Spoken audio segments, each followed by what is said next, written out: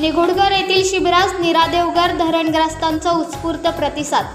निगोडगर येथे दिनांक 7 मे 2025 रोजी महाराष्ट्र शासनामार्फत 100 दिवस कृती आराखडा अंतर्गत नीरा देवघर धरणग्रस्त अडचणी निवारण शिबिराचे आयोजन करण्यात आले होते। या शिबिरास धरणग्रस्त नागरिकांचा उत्स्फूर्त प्रतिसाद मिळाला। धरणग्रस्तांनी आपापल्या अडचणी उपस्थित अपर जिल्हाधिकारी माननीय श्री सुहास मापारे यांच्या समोर मांडल्या। अपर जिल्हाधिकारी यांनी सर्व अडचणी दूर करण्याचे आश्वासन दिले। कार्यक्रमासाठी उपस्थित मार्गदर्शक माननीय विकास गजरे, सह-आयुक्त पुनर्वसन पुणे तसेच माननीय मल्लिकार्जुन माने अपर जिल्हाधिकारी सातारा यांनी आपापले मनोगत व्यक्त केले। या शिबिरासाठी भोर, सातारा, वाई येथील उपविभागीय अधिकारी, तहसीलदार साहेब तसेच हिरडस मावळ खोऱ्यातील धरणग्रस्त बहुसंख्येने उपस्थित होते। स्वराज लाईव्ह साठी पुणे जिल्हा प्रतिनिधी तथा उपसंपादक दीपक पारठे, भोर, पुणे। तुम्ही विस्थापित नाही करू शकत।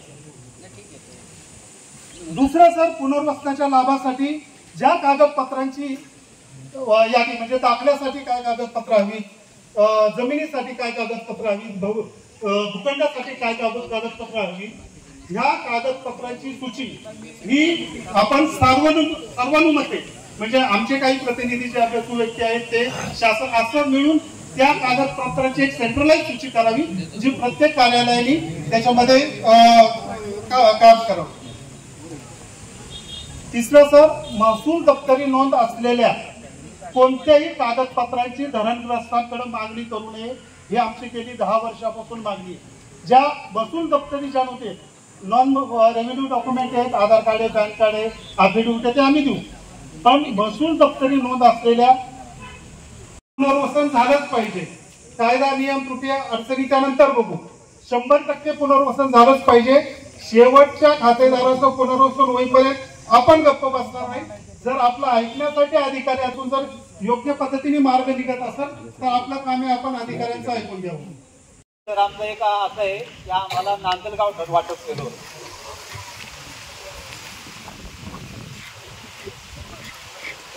साठी नांदल, तर त्या नांदलच्या ज्या परिसरातल्या जमिनी होत्या त्याची काही आम्हाला काही खातेदारांना इरादा पत्र दिली होती त्यावेळेला, पण आमचे प्रस्ताव गेले नसल्यामुळे जमिनी काय आम्ही त्यावेळेला घेऊ शकलो नव्हतो। तर ती इरादा पत्र आमची कॅन्सल कल्पासाठी, तर तिथं आता काही शिल्लकच राहिली नाही ना। आज मला खरंच खूप एकीकडे आनंदही वाटत आहे, एकीकडे वाईट पण वाटत आहे, कारण प्रकल्पग्रस्त काय प्रकरण आहे। 2003 साली मी जेव्हा सेवेत उपजिल्हाधिकारी म्हणून रुजू झालो, सरदार सरोवर प्रकल्प होता नंदुरबारमध्ये, 3 राज्यांचा होता, महाराष्ट्र, मध्य प्रदेश आणि गुजरात। आणि जेव्हा एका प्रकल्पाचा एकापेक्षा तालुका नाही, प्रांत नाही, जिल्हा नाही, विभाग पण नाही, तर 3 राज्य होती। जसं तुम्ही मांडले की समन्वय नसणे हा एक मुद्दा आहे। या दृष्टीने रुजू झाल्यापासून मागील 6 महिन्यापासून हा प्रयत्न होता की कुठल्या तरी एका प्रकल्पाच्या तिथे जाऊन लोकांशी संवाद साधता येईल।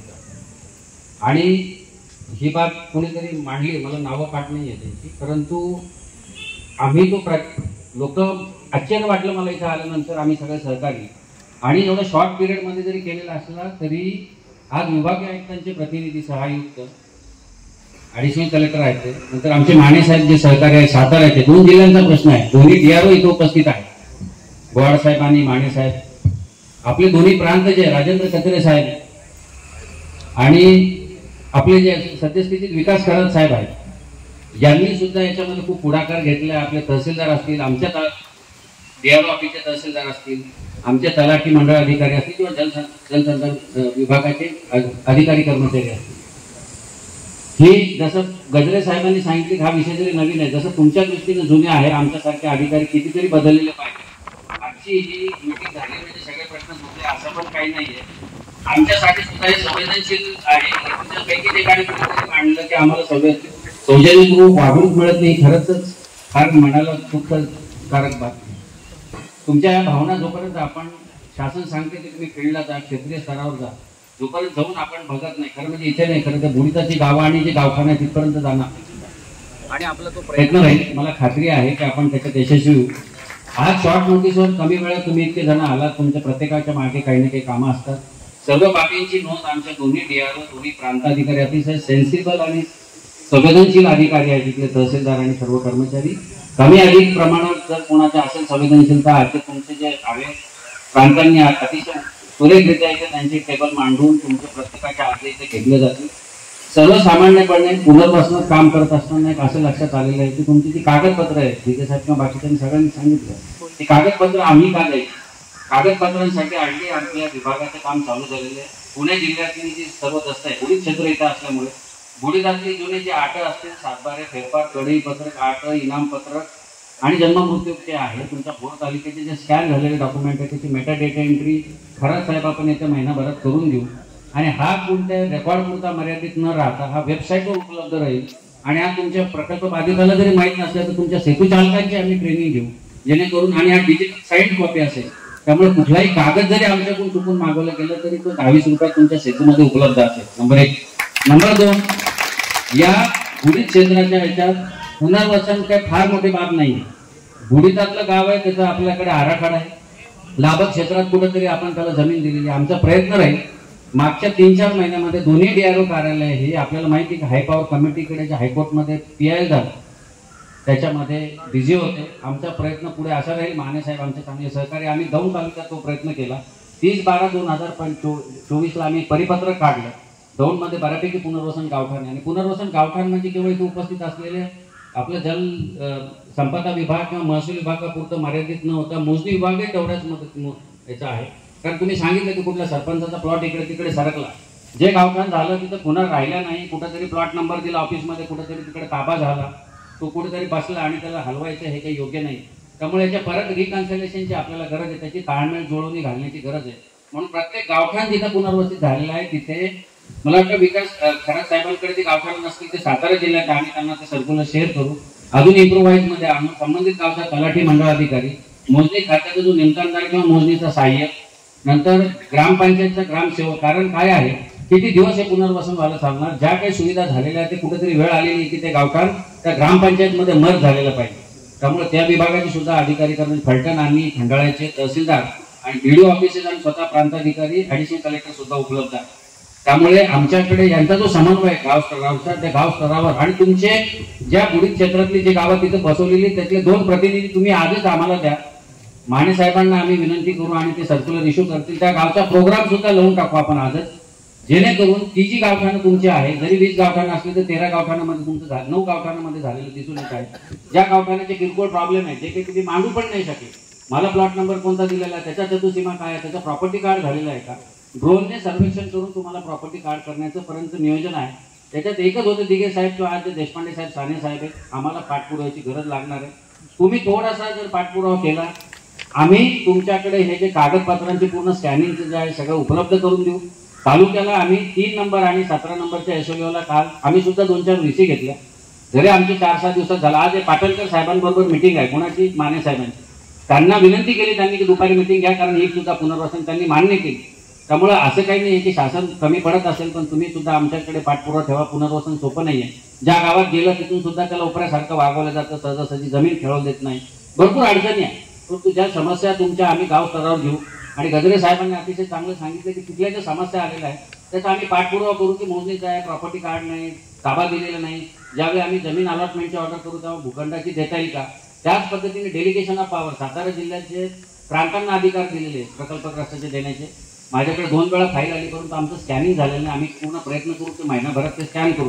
कारण शेवटी प्रांताला दिलं तरी त्यांच्याकडे जर सगळे कागदपत्र नसेल तर ते परत इकडून तिकडे होईल. पुणे जिल्हा मोठा आहे, आतली ट्रॅफिक जास्त आहे. खरंच तुम्हाला इथे येताना सुद्धा आम्ही सकाळची वेळ निवडली कारण वेळ जाऊ नये म्हणून, तुमचे काय हाल होत असतील. त्यामुळे हा सगळा डेटा असेल आणि त्यांना जर परिपूर्ण केलं तर मला पूर्ण खात्री आहे की मोरे साहेब आपण एक 15-20 दिवसात जर हे केलो तर तुम्हाला जूनपर्यंत आम्ही हे अधिकार सुद्धा जे आहेत प्रकल्पग्रस्तांचे ते देऊया.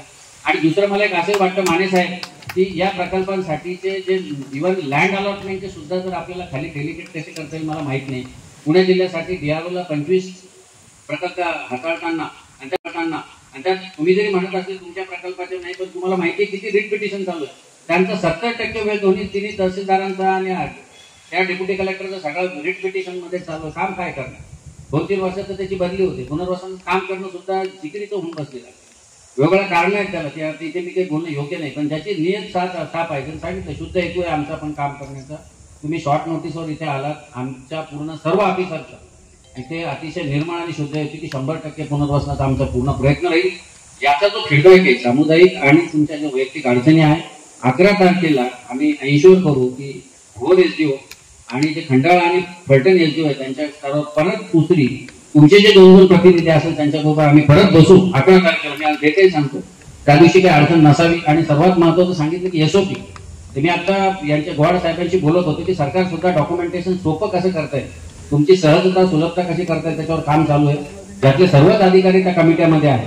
गोवाड साहेबांनी जे सांगितले की प्रकल्पग्रस्ताचा दाखला देताना काय कागद द्यायचे आहे, नंतर भूखंड वाटप करताना काय आहे, जमीन वाटपाचं काय, त्याची सगळी चेकलिस्ट तुमच्या सगळ्या लिस्ट आम्ही त्या वेबसाईटवर आहे, त्याची प्रिंट काढून मला असं वाटतं विकासजी आणि कचरे साहेब डॉक्टर आपण या गावातले जे सेतूवाले आहेत कुठले लाभ क्षेत्रातले मोजकी गावं 20 आणि हे जी गावं आहे इकडे बुडीत क्षेत्रातली ज्याची विशेष हा जर आपण रोल आउट करू शकलो आणि आम्ही सुद्धा जर तुम्हाला पॉवर डेलिकेट करू शकलो तर आम्हाला आनंदच आहे.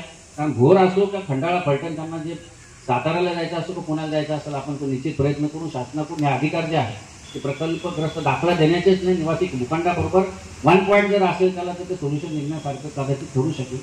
तर आमचा तो प्रयत्न राहील तो पण आम्ही शासन स्तरावर आपल्याला जर देण्यासारखं असेल माने साहेब लँड ग्रँटचे सुद्धा त्याचे उरलेले जे बाधित राहिले त्याचा प्रयत्न करू.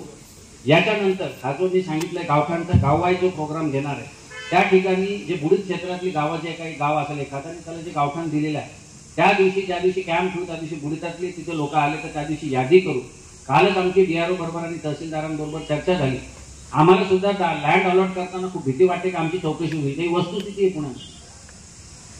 एकीकडे आमच्याकडे बुडीत क्षेत्रातली असताना होऊ शकलं नाही ते वाईट आम्हाला वाटतं आणि एकीकडे लाभ क्षेत्रामध्ये एवढे हेक्टर जमिनी पडून आहे त्याचे अक्वायझेशन करून त्यांना पैसे दिलेले आहेत. ते मूळ मालकच तसंच आहे. मग या प्रकल्प बाधितांना द्यायला काय अडचण. आमचं अशी याच्यानंतरची धारणा आहे की हे जे लाभ बुडीत क्षेत्रातली जी गावं आहे त्याची पूर्ण खात्याची स्कॅन करून आणलेली आहे. तो डाटा घेऊन पुनर्वसन गावठाण जे दिलेलं आहे तिथं बसायचं चावडीवर 5-50 लोक असले तर खोटं निघण्याचे चान्सेस खूप कमी आहे. आमच्याकडे जेव्हा दुबारचे जेव्हा प्रकरणं आले तेव्हा आम्ही लोकांना आवाहन केलं तर 154 प्रकरणं आम्हाला आढळून आले की लोकांनी कसं फसवलं ते आम्हाला माहिती त्याच्या माध्यमातून. ही जी फसवणुकीची भीती आमच्याकडे आहे की तुमच्याकडे जे आहे का आम्हाला शासनापर्यंत पोहोचता येत नाही.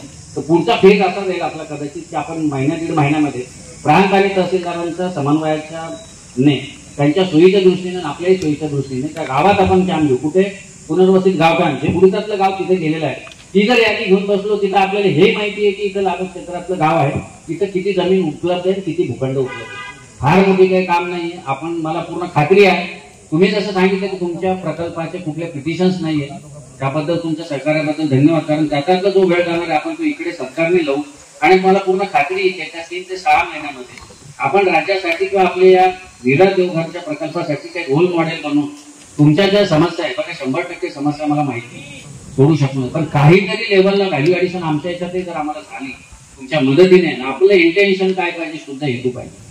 गावाचं जर चावडीपासून जर वाटप करू शकलो तर मला खात्री आहे की आमचे प्रांत अधिकारी एवढे कार्यक्षम आहे की ते तिथे विदाऊट कुठलाही संकोच न करता तुम्हाला तिथे जमीन अलॉट करून मोजणीद्वारे मोजणी करून आणि तुम्हाला तिथेच ताबा कसा देता येईल हाही बघता. यातले जे काही 4-6 विषय असे होते की कदम साहेबांच्या स्वतंत्रराव कदम साहेबांच्या अध्यक्षतेखाली काही मीटिंग झाल्या जुन्या जे काही प्रोसिडिंग झाल्या आम्ही ते बघतो.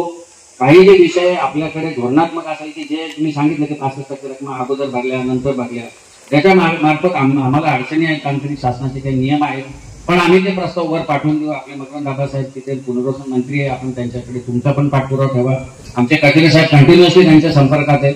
मागे जेव्हा क्रीडा स्पर्धा झाली आम्ही त्यांची जेव्हा संपर्क साधला तर तेव्हा खूप पॉझिटिव्ह आहे.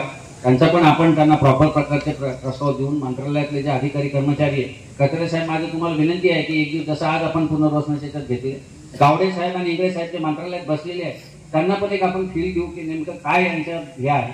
शक्य असेल तर एक पुढच्या वेळी जेव्हा किंवा आमच्या पुणे जिल्ह्यात असेल किंवा तुमच्याकडे असेल आपण त्यांनाही देऊ की जोपर्यंत आम्ही तुमच्याकडे येत नाही जेव्हा कागद आला तर आपण वेगळा असतो परंतु इथे येऊन आलेल्या आमच्या सगळ्याच अधिकारी कर्मचाऱ्यांची एक प्रकारे संवेदनशीलता झालेली आहे असं मला पूर्ण खात्री आहे. एवढ्या वर्षांपासून तुम्ही जमिनी तुमच्या पाणी दिलेलं आहे समोरच्या भागात आणि आजही ज्या गावात वळवण कुठे तिथं स्वतःला पाणी प्यायला ही बाब अतिशय योग्य नाही. कुठेतरी आमच्या सर्व अधिकाऱ्यांच्या वतीने मी तुम्हाला आश्वासित करू इच्छितो की येणाऱ्या काळामध्ये पुनर्वसन गावठाण आपण जे आहे तिथे घेऊन तुमच्या निवासी भूखंड वाटप तुमच्या जमिनीचे वाटप नागरी भूखंडांचे तुम्हाला प्रॉपर्टी कार्डचं वाटप आणि साहेबांना मला खरं अप्रिशिएट करायला वाटतं की आपले अधिकारी उपस्थित आहेत. नागरी सुविधांचे साहेब जे काही एस्टिमेट असतील ते आपण तयार करू. ईडीचे आहेत आपले कपोले साहेब मिनिस्टर महोदय, त्यांच्याकडून मदत व पुनर्वसनाची जर गरज पडली तर त्यांच्याकडून घेऊन ते पण मार्गी लावण्याचा पूर्ण प्रयत्न करू आपण आणि तुमच्या ज्या काही छोट्या मोठ्या गाव पातळीवरच्या समस्या त्या दूर करू आणि धोरणात्मक बाबीच्या ज्या 65% रकमेच्या त्याला पण वन गो मध्ये कसं करता येईल आपण ते शासन स्तरावर नक्कीच मार्गी लावण्याचा प्रयत्न करू याची मला पूर्ण खात्री आहे. आणि आज आपण खूप म्हणजे शॉर्ट नोटीसवर इथे आलं त्याबद्दल सर्वांचे मी इथे आभार मानतो. आपण पाहताय महाराष्ट्रातील वेगवान न्यूज चॅनल स्वराज्य लाईव्ह.